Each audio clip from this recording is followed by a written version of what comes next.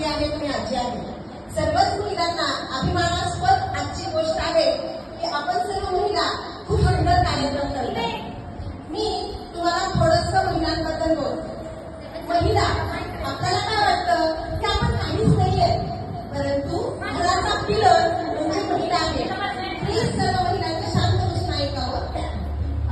आपण घराचा पिलर आहोत. आपण काय करतो, आपल्या स्वतःच्या शरीराकडे दुर्लक्ष करतो आणि बाकी सगळ्यांकडे लक्ष देतो. परंतु तुम्ही जर चांगले राहिला, स्वतः स्त्री जर चांगली राहिली तर आपण पूर्ण घराचं पोषण करू शकतो. म्हणून मला सर्व महिलांना एक विनंती करायची आहे की मी म्हणत नाही की तुमच्या नवऱ्याला, तुमच्या सासऱ्याला, तुमच्या मुलांना तुम्ही गरम खाऊ घालू नका, ते म्हणणार नाही. परंतु मी बायकांना एवढंच सांगते, त्यांना पण खाऊ घाला आणि तुम्ही पण खा. त्यांना गरम गरम करून द्यायचं, तुम्ही रात्रीचं शिळं खायचं. यामुळे तुमच्या शरीरातल्या सर्व पेशींची हानी होते आणि बायकांचे गुडघे लवकर लवकर दुखायला चालू. प्रत्येक बाईची आता सध्या अशी अवस्था झालेली आहे की माझी मान दुखते, माझे पाय दुखतात, माझे डोके दुखते, पिंढऱ्या दुखतात, पाय ओढायले आहे की नाही. आता जर आपण इथं दवाखान्याच्या लोकांना आणलं आणि प्रत्येकीचं जर रक्त तपासलं तर मला वाटत नाही 11 ग्रॅमच्या पुढे कोणी असेल. आपलं स्वतःचा एचबी 11 ग्रॅमच्या पुढे पाहिजे.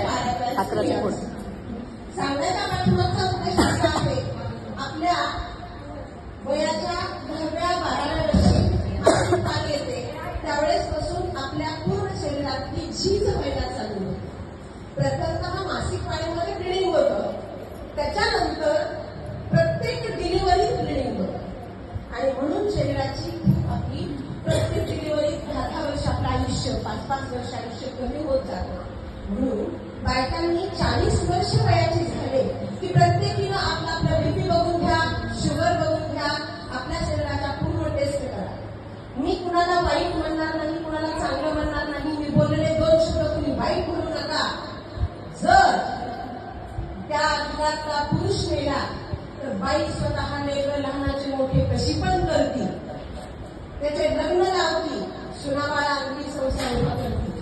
परंतु जर बाई मेली घराची तर त्या पुरुषाची अवस्था फार वाईट आहे. जिवंत उदाहरण आपल्याकडे आहे.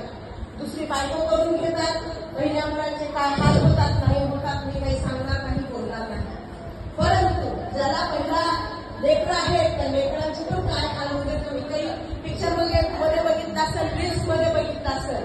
म्हणून मला एकच सांगायचंय की सर्व महिलांनी स्वतः आपली आपली काळजी घ्या. आपला बीपी बघा, आपला शुगर बघा, आपल्या स्वतःची काळजी घ्या. खूप सुंदर नटा. आजचा दिवस उद्या येणार नाही, कोण जगणार आहे उद्या मला माहित नाही, कोण राहणार आहे कोणी माहित नाही. परंतु आजचा दिवस आलेला सोडायचा. सासूची सून असेल, सुनीची सासू असेल, मुलीची आई असेल, आईची मुलगी असेल, कुणी राग मानू नका माझा. परंतु मी सांगते, ज्या वेळेस सासूला सून येते त्यावेळेस सासूने थोडंसं घराच्या अलिप्त व्हावं. मला मुलगा नाही म्हणून मी ही गोष्ट बोलत नाही, परंतु प्रत्येकच बाईची अवस्था आहे की मी लहान असताना हे केलं, तू का हे करत नाहीस, मी माझ्या काळात ते केलं, तू हे का करत नाहीस. काळ विचित्र झालेला आहे, काळ बदललेला आहे. आणि सर्व सुनांना एकच मी समर्पित करते आणि सांगते की जे काही तुमच्या सासूंनी सासऱ्यांनी हाल अपेक्षा भोगलेल्या आहेत हे सर्व उभा केलेलं आहे, हे फक्त तुमच्यासाठी आहे. म्हणून तुम्ही पण सुनांनी सासू सासऱ्यांना अंतर देऊ नका.